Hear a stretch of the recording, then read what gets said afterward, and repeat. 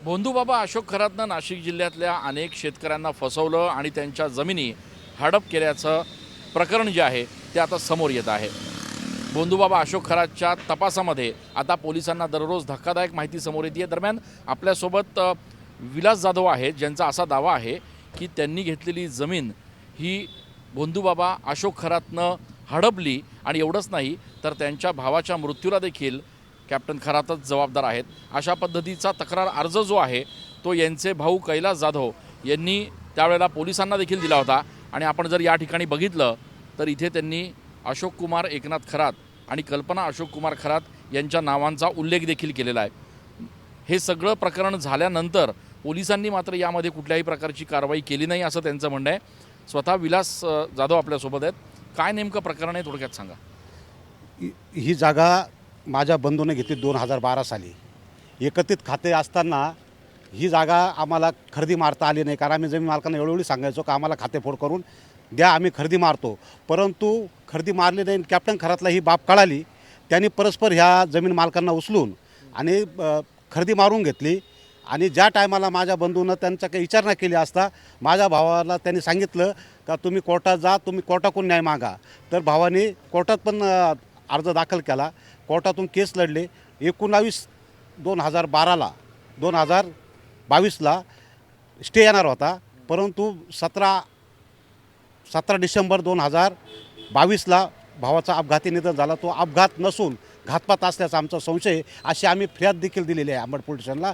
त्यांनी धातूरमातूर चौकशी करून त्यांनी सांगितलं कॅप्टनच्या याच्यात काही संबंध नाही, कारण कॅप्टनचे खूप वरपर्यंत हात होते, त्याच्यामुळं त्यांनी आमची फिर्यादची दखल घेतली नाही। आता याच्या माध्यमातून आम्हाला कळलं का हा भोंदूबाबा आहे, त्याच्यामुळं आम्ही आता ह्या प्रकरणाला जास्त इंटरेस्ट घेतो आहे, जास्तीत जास्त याला सजा व्हावा अशी आमची विनंती आहे। तुमचा असा दावा आहे की तुमच्या भावाला कॅप्टन खरात यांनी संपवलं, त्याचा काय आधार आहे? आधार असा आहे का 19 तारखेला ज्या जागेचा स्टे येणार होता आणि 17 तारखेला माझा भावाचा अपघाती मृत्यू होतो, हाच मोठा आधार आहे। कारण हा माणूस बाबा नसून हा एकदम गुंड युक्तीचा माणूस आहे, उंड वृत्तीचा माणूस आहे, हे आमच्या लक्षात आलं।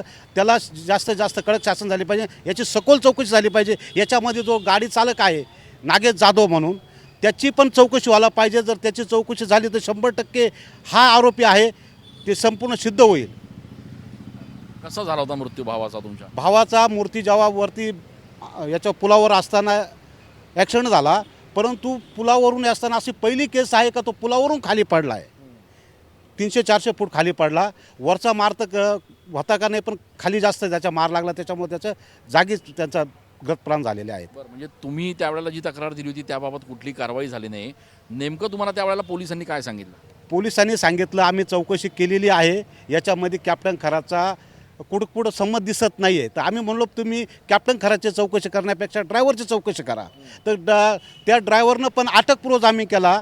माझ्या वकिलाच्या माहितीप्रमाणे मी सांगतो का जर ॲक्सिडेंट केसला डायरेक्ट जागेवर जामीन मिळतो तर त्याला अटकपूर्व जामीन करायची गरज काय होती?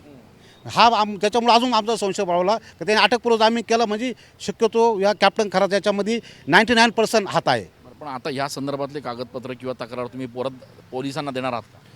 मी SITकडे सगळे कागदपत्राची पूर्ण शहानिशा झाल्यावर मी SITला ही तक्रार करणार आहे। तर मला तुम्ही पत्रकार मंडळी, न्यूजवाले मंडळी यांनी मला सहकार्य करावं अशी मी यांना विनंती करतो। आपण बघतोय की या ठिकाणी अनेक तक्रारदार जे आहेत ते आता या संपूर्ण प्रकरणात समोर येत आहेत। अशोक खरात यानं नाशिकच्या गवळाणे पाथर्डी शिवारामध्ये मोठ्या प्रमाणात जागांची खरेदी केली होती आणि जमिनींची खरेदी करत असताना अनेक लोकांना अर्धवट पैसे दिले, काहींच्या जमिनी हडपून घेतल्या आणि यांचं म्हणणं आहे की यांच्या भावाचा मृत्यू जो झाला त्याला देखील कॅप्टन खरातच कारणीभूत आहेत। पोलिसात तक्रार त्यांनी दिली, त्यावेळेला दखल घेतली गेली नाही, मात्र आता हे सगळे पुरावे ते SIT समोर देखील सादर करणार आहेत। कॅमेरा पर्सन आकाश शेवलेसह चंदन पूजाधिकारी, TV9 मराठी।